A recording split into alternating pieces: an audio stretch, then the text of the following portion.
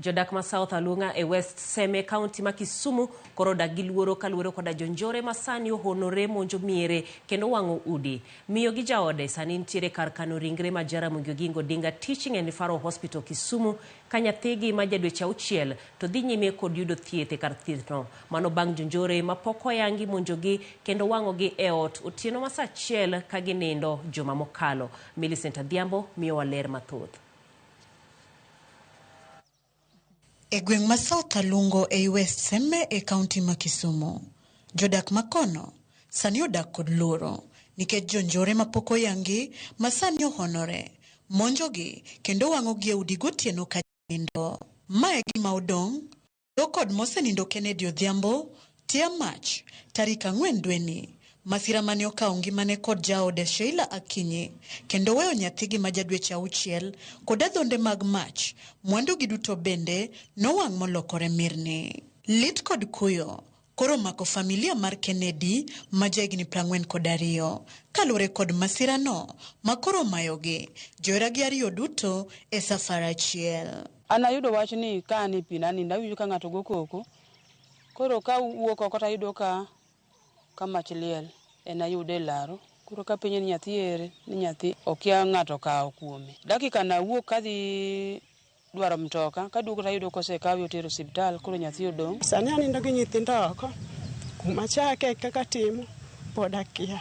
Bil mag osiptal be pod medre kaka wadwa timo dalawa kae be pod onge. Ondamo machuok kowuok dala Kennedy picha pod en macha e dala Esther Ombuya maode bende ne otia mach giko higa mokalo. Od Esther nowang' jumbe 2 tok yudo notice yor andika kobol ne dhode kowuok kuom jonjore mane dwaro ni ogol Sh50,000 nono to gitieke kod joode duto. Barua no keti to oten gi kidi.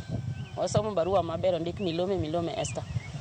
Orwa ni mondo wawang'i yot, wawang'i yei kata wane kichuri majala. Nyadendino yangonwa chiedhnade kod dang'ni masani omake kod nyithindo makata kaka okony weche som nyithindego onge.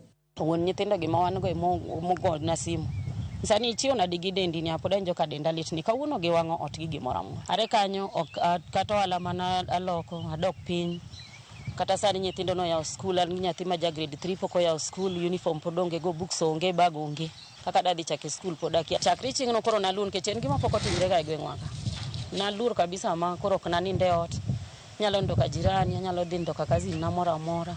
Nyithindo ba akia kamano. Jogweng' lero ni arita makanyo orochore mokalo gino makoro miyo gi luor makochopo otieno gikia ni piny biro rugi wach mane. Gikwayo bila kod jotelo mondo orang wachno matut eneno ni orida arita e alworano. Mama moro ni KISUMU ma bende achiel kuom business person Kagwel Beach kanyo ni mondo ogol Sh50,000 ni koko ogolo to en bende en e line achiel kuom jomi wang'o kata jominego.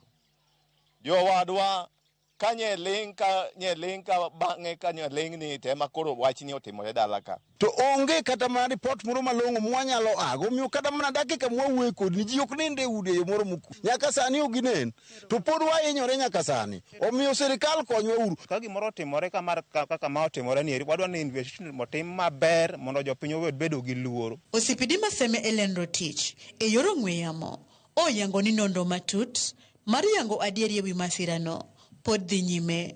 Ringre Kennedy node okane kar kano ringre ma Ramogi ka nyathigi ma jauchiel no pod dhi nyime kod yudo thieth Ramogi Gingo Dinga Teaching and Referral Hospital. Millicent Adhiambo, Ramogi TV, Seme, KISUMU County. Wach ma bende dwaro